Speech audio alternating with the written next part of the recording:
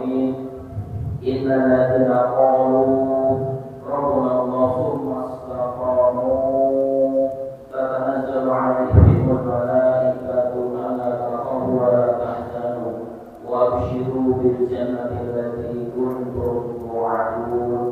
صدق الله العظيم وصدق رسول الله صلى الله عليه وسلم. Amma ba'du. Hadirin yang sekalian dirahmati Allah Subhanahu wa taala. Alhamdulillah, puja puji syukur kita panjatkan karunia rahmat taufik hidayah hingga kita bisa sama-sama hadir dalam rangka akan berjalan terus di bawah taufik hidayahnya Allah Subhanahu wa taala. Yang kita Nabi besar Muhammad sallallahu alaihi wasallam serta keluarga, sahabat dan pengikutnya hingga yaumul qiyamah. Para jamaah sekalian, berkhusus yaitu para jamaah dari Mushola Sufi di bawah pimpinan Alhamdulillah hadir dengan kita Bapak Haji Edi Abu Yasa, Bapak Fahmi Awaludin, dan kami Bapak Ustaz Al-Masih yang juga hadir di tengah-tengah kita, Bapak Ketua RT 06 Bapak Muhyiddin Nawawi, dan juga hadir DKM dari Masjid Buddha Bapak Ahmad Yuliari, serta hadirin jamaah sekalian yang insyaallah kita sama-sama dimuliakan Allah Subhanahu wa taala. Sebelumnya kami mohon maaf atas kesediaan tempat yang belum ada karpetnya, karena ini memang sengaja tanpa karpet biar kalau duduk di musola ada menjadi betah di musola. Insyaallah kalau ada karpetnya di adem kita bisa betah di musola, kita memakmurkan daripada kita saat dan musola itu setelah kita melaksanakan daripada kegiatan-kegiatan amal yang kita selama bulan suci Ramadan. Kemarin ini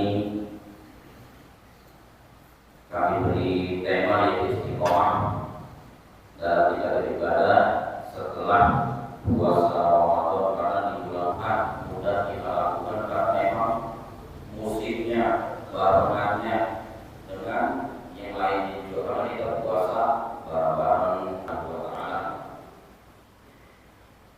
Tadi sudah kami sebutkan ayat dari surat Al-Quran Karim itu, mereka istiqomah pada pendirian mereka, maka malaikat akan turun kepada mereka dan mengatakan, janganlah kamu merasa takut, jangan kamu merasa sedih, dan bergembiralah kamu dengan memperoleh surga yang telah dijanjikan oleh Allah Subhanahu wa taala.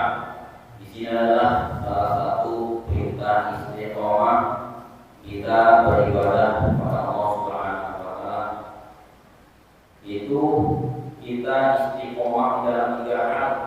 Istiqomah bertauhid kepada istiqomah bertauhid, tidak melenceng, tidak melakukan musyrik, tauhid kita kepada Allah Subhanahu wa taala sebagai pada zikir yang biasa kita lafazkan, aqulu dzikri la ilaha illallah.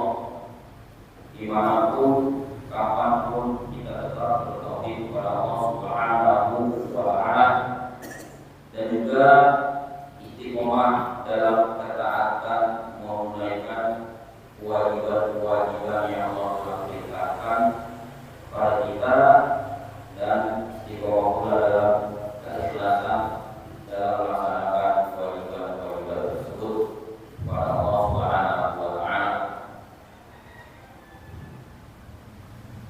Sesuai dengan ayat yang tadi kami bacakan bahwa orang-orang yang istiqomah itu akan mendapatkan keutamaan atau fadilah-fadilah yang sangat besar, kebaikan.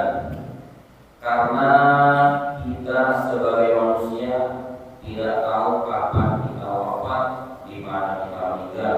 Jadi ketika kita istiqomah dalam ibadah kepada, dan selanjutnya juga istiqomah ibadah kepada Allah Subhanahu wa taala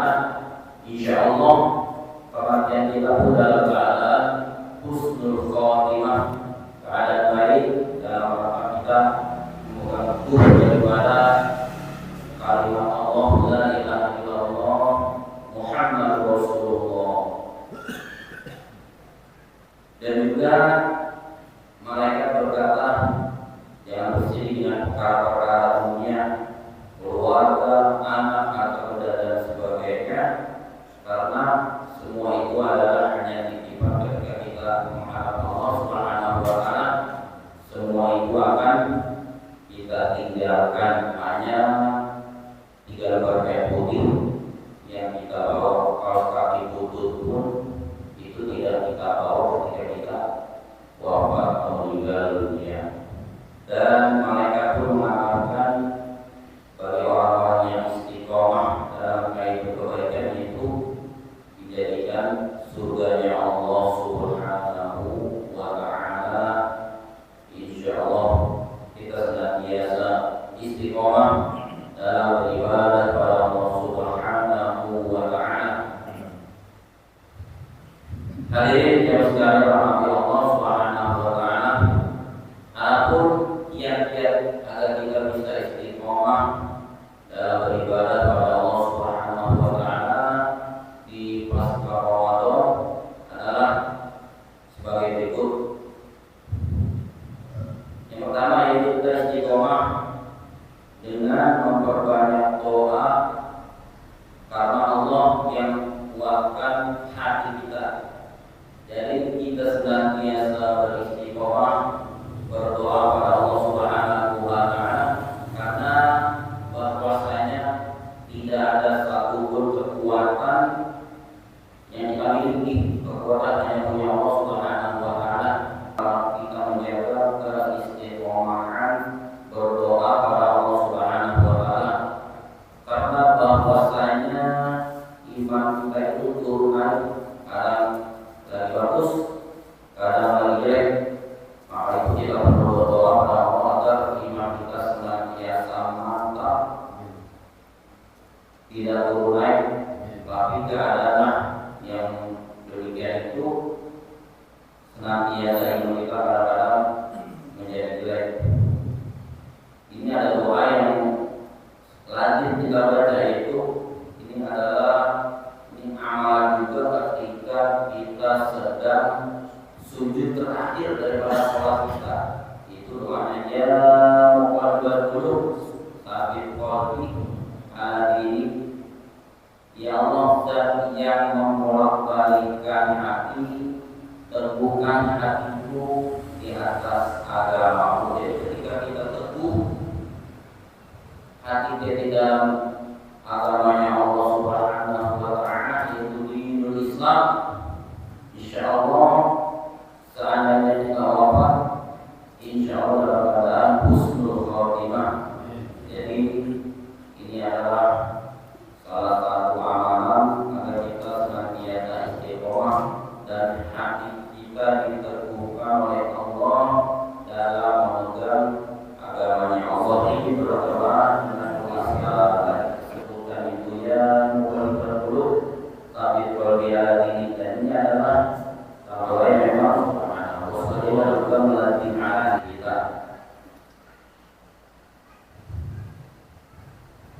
Selanjutnya juga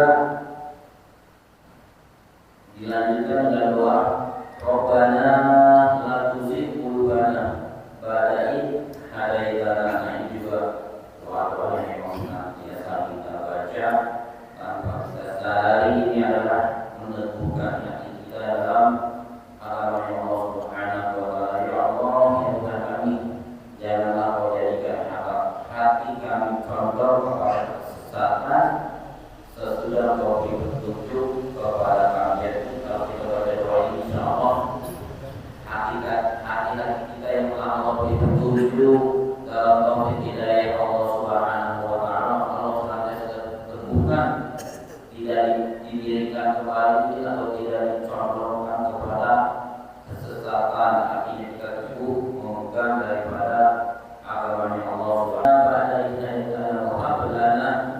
Illa kunta rahmatan innaka antal wahhab. Jadi jadikan hati kami condong, janganlah menjadikan hati kami condong kepada kesesatan, katakan sesudah Engkau beri petunjuk kepada kami, maka setelah itu karunia pada kami rahmat dari sisi Engkau, karena sesungguhnya Engkau yang memberikan karunia kepada kita semua. Hadirin yang sekalian rahmati Allah Subhanahu wa taala. Selanjutnya tadi yang pertama adalah menjaga istiqomah, yaitu dengan memperbanyak doa kepada Allah Subhanahu wa taala. Yang kedua adalah kita agar tidak diberikan istiqomah oleh Allah Subhanahu wa taala, kita beramal beribadah dengan ikhlas agar amal itu langgeng dakwah terus menerus segala kita lakukan, yaitu sholat dua yang penting dakwah terus menerus kita pelihara. Ketika kita sudah dakwah dalam 2 rakaat misalnya, insya Allah suatu ketika kita butuh dengan Allah, ketika kita akan tingkatkan menjadi 4, itu lebih mudah dibanding kita ujung-ujung punya kebutuhan pada Allah, ujung-ujung kita sholat dalam rakaat besok enggak lagi, jadi jarang. Jadi ketika kita sudah dakwah dengan 2 rakaat atau amalan-amalan lainnya, insya Allah ketika kita tambah itu akan lebih mudah bagi kita. Dan juga sholat-sholat sunnah seperti qauliyah, ba'diyah yang biasa kita laksanakan, 2 ketika kita tambah menjadi 4 itu akan menjadi lebih mudah kita melaksanakannya, karena qauliyah itu sholat yang mengiringi daripada sholat fardu itu sangat baik, karena ketika azan dan iqamah adalah waktu yang mustajab kita untuk berdoa, dan doa yang paling bagus adalah ketika kita sholat, karena sholat itu bermakna doa. Di dalam sholat ada 2 doa yang kita panjatkan kepada Allah. Kita lihat ada kalau orang-orang bisa dakwah membaca Al-Quran, kenapa kita enggak?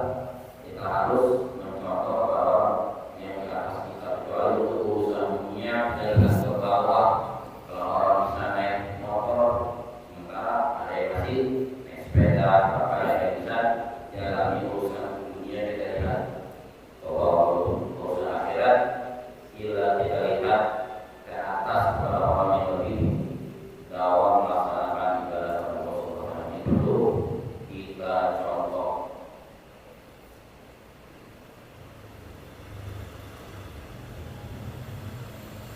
Hadirin yang dirahmati Allah Subhanahu wa taala, dalam hal masalah ini Allah berfirman dalam surat Al-Asr ayat 18, A'udzubillahi minasyaitonir rajim.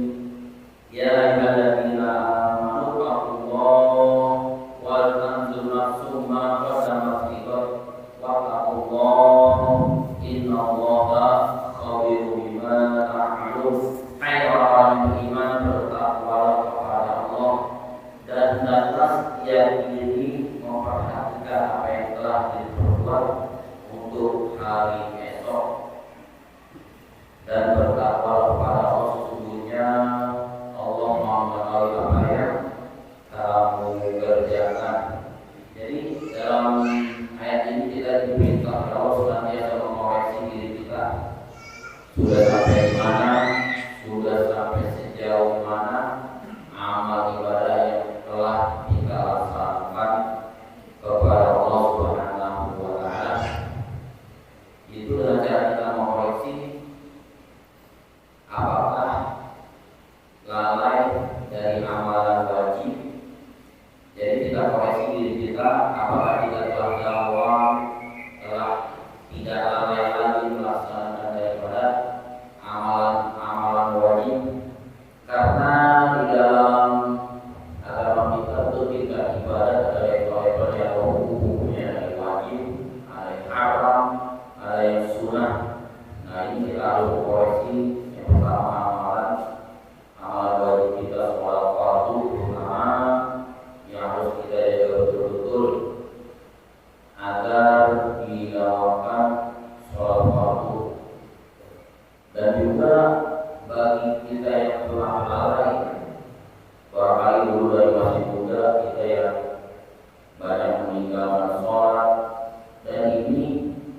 wajib untuk kita kodok.